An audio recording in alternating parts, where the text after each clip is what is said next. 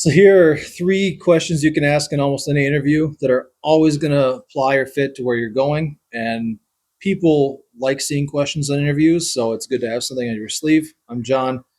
So, number one, ask what the tenure of the typical person in this role is or within the team that you're going into.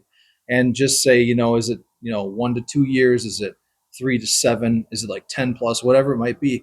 And get a number from them. And if they say, well, it's a small team or it's a new role or whatever, then, widen it out and go to department.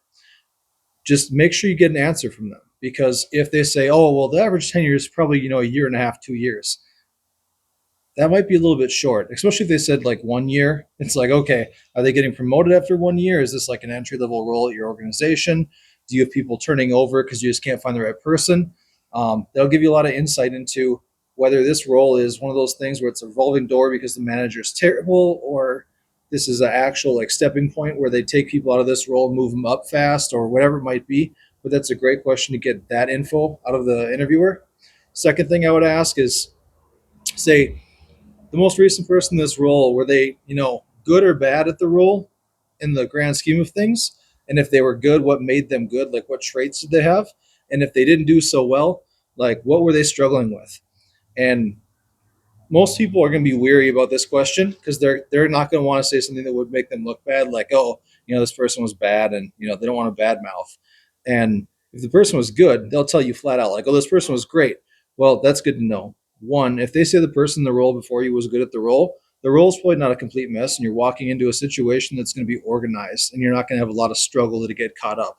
And or that person might still be at their company and will train you. So that's good. If they say that the person previously was not good at the role for whatever reason, probe a little bit more if they don't give you a great answer up front, but just know what they say. And then when you get home after your interview, think about it and say, what reasons could have this person had those problems, right? If they say, oh, they weren't a good communicator, it's like, okay, well, is their boss steamroll them and attack them or fight with them when they try to communicate things their boss doesn't want to hear or is too busy for them or whatever? Maybe. Or maybe the person, was a social misfit. That happens too. So you got to think about the context of that question and determine what's the actual situation with this job. Okay, so that's a great second question you can always go to.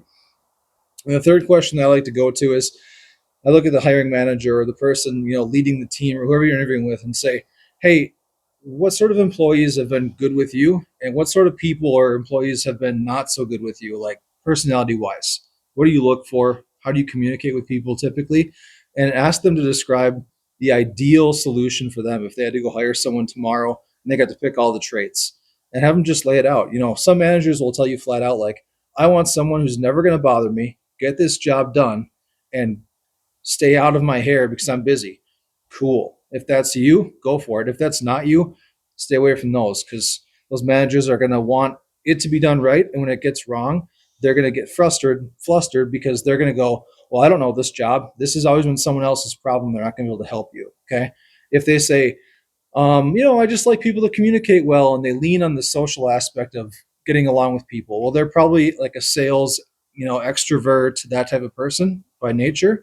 And if you think, ooh, I don't know if I want a manager that's going to judge me based on my social acumen and not my ability in the job, think about that one, right? So these three questions are pretty basic. They apply everywhere and they give you different insights. And I just think if everyone came into an interview with three questions they could ask, regardless of what else comes up, because you should always try to ask questions based on the stuff you get from the people in the interview process. But if you have to lean back on those, go for it.